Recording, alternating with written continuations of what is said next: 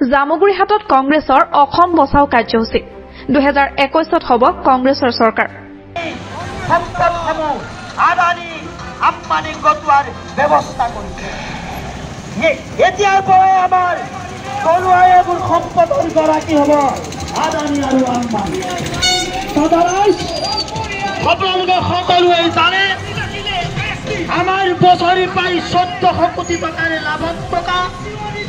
লোকপ্ৰিয় গোপীনাথ বৰদলৈ বিমান বন্দৰটো আদানীক 50 বছৰলৈ লিজত দিয়া হ'ল অসম প্ৰদেশ কংগ্ৰেছৰ সিদ্ধান্ত অনুসৰি সমগ্ৰ অসমতে কংগ্ৰেছ দলে যি অসম বচাও কাৰ্যসূচী গ্ৰহণ কৰিলে তাৰ অংশ হিচাপে আজি চতিয়া সমষ্টিৰ জামুগুৰি কুসুমটোলাকে ধৰি কেইবাটাও স্থানত ৰাজ্যিক প্ৰদেশ কংগ্ৰেছৰ বিষয়ববীয়াসকল উপস্থিত হয়হি শতাধিক মটৰ চাইকেলৰ প্ৰদেশ কংগ্ৰেছৰ বিষয়ববীয়াসকলক চতিয়া সমষ্টিৰ কংগ্ৰেছৰ সদস্যসকলে আদৰি অনাৰ পাছত সংগীয়া মাজৰচুক গাঁৱৰ নামঘৰত প্ৰদেশ কংগ্ৰেছৰ বিষয়ববীয়াসকলে আশীৰ্বাদ লয়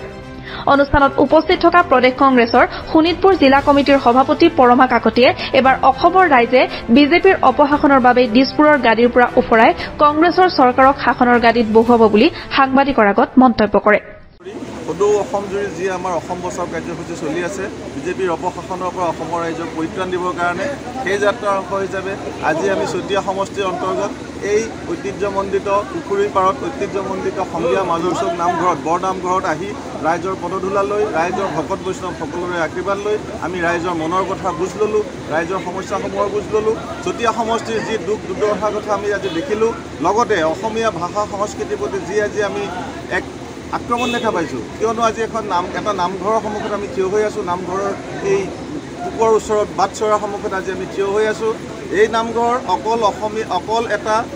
ধৰ্মীয় অনুষ্ঠানেই নহয় ই এক সামাজিক অনুষ্ঠান নামঘৰ হৈছে এক আমাৰ গুৰুজনাই দি থৈ যোৱা এক অসমৰ ৰাইজৰ অসমৰ সংস্কৃতিৰ ই হৃদপিণ্ড ই হ'ল নামঘৰ আমাৰ এক সামাজিক অনুষ্ঠান এই নামঘৰটো মন্দিৰ নহয় ইয়াত আমি কোনো ধৰণৰ ধৰ্মীয় ধৰ্মান্ধতা আমি আনিব নোৱাৰোঁ আজি কিয় ৰাইজৰ মাজত ভাগ কৰা হৈছে আমাৰ নামঘৰৰ ঘাই খুঁটাত মূল খুঁটাত বহিছিলে চান খাই কিন্তু আজি এটা চক্ৰই আজি কিছুমান শক্তিয়ে আমাৰ ৰাইজৰ মাজত বিভেদৰ ৰাজনীতি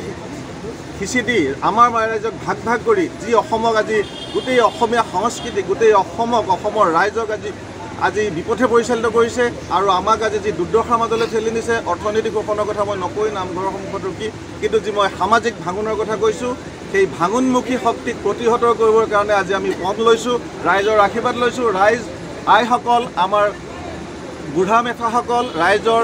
মুখিয়ালসকল আই মাতৃসকল আমাৰ যুৱসকল আমাৰ সকলো যুৱতীসকল সকলোৱে আমাৰ মাজত আছে আমি অভিভূত হৈছোঁ আমি আশা কৰিছোঁ যে অসমৰ পৰা এই কলিয়াদৰ আমি আঁতৰাই পঠাব পাৰিম অসমৰ পৰা এই ভেদাভেদৰ ৰাজনীতি আমি আঁতৰাই পঠাব পাৰিম 21 চনত আমি অসমক পুনৰ শংকৰদেৱৰ অসম হিচাপে প্ৰতিষ্ঠা কৰিব পাৰিম তাৰেই পথ লৈ আজি আমি এই ঐতিহ্যমণ্ডিত ঠাইৰ পৰা আমি আগবাঢ়িছোঁ জামুগুৰিহাটৰ পৰা চন্দন শৰ্মাৰ ৰিপৰ্ট অসম টুডে